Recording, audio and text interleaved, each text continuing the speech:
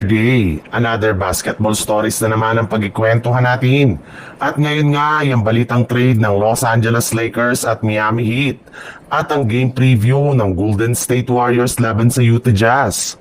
Kahit man nga na ipanalo ng Los Angeles Lakers ang kanilang game laban sa Utah Jazz, ay marami pa rin nga ang hindi natuwa sa ipinakitang performance ng kanilang team buong game, lalo na sa last minute ng fourth quarter matapos magsunod-sunod dito ang kanilang turnover at ang kanilang missed shots. Mismong si Coach JJ Redick na rin naman nga ang umamin na ang Lakers ang isa sa mga worst shooting team sa NBA ngayon. Pero ayon rin naman nga sa naging pahayag ni LeBron James sa kanyang post-game interview, hindi rin naman nga daw siya nag-aalala sa kasalukuyang kalagayan ngayon ng Lakers dahil darating nga ang oras na mas gaganda ang kanilang shooting sa mga susunod nilang laban. Ibinulgar na nga nito sa harap ng media.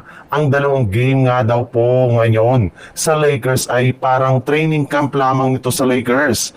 And speaking of Lakers, may lumabas nga na balita na kahit man sunod-sunod ang panalo ngayon ng Lakers, ay balak pa rin naman nga nila na kumuha ng bagong player kagaya na lang ni Andrew Wiggins na kasalukuyan nilang binabantayan nila ngayon mula sa Miami Heat.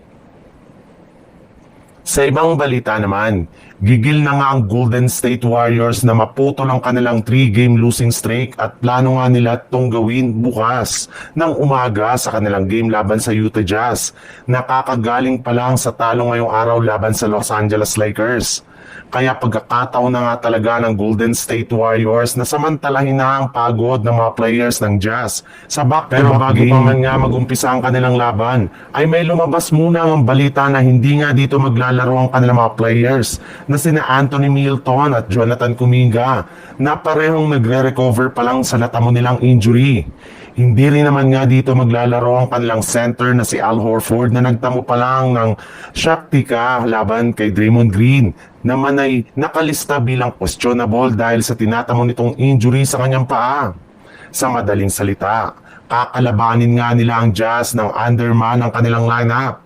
Kaya kahit gaano man nga kahina ngayon ang Utah Jazz, ay kailangan pa rin naman nga dito na magseryoso ang Warriors lalo't pat kulang nga po sila ngayon pagdating sa front court na maaaring samantalahin ng Jazz sa kanilang mga magiging bakbakan para ma-upset sila nito.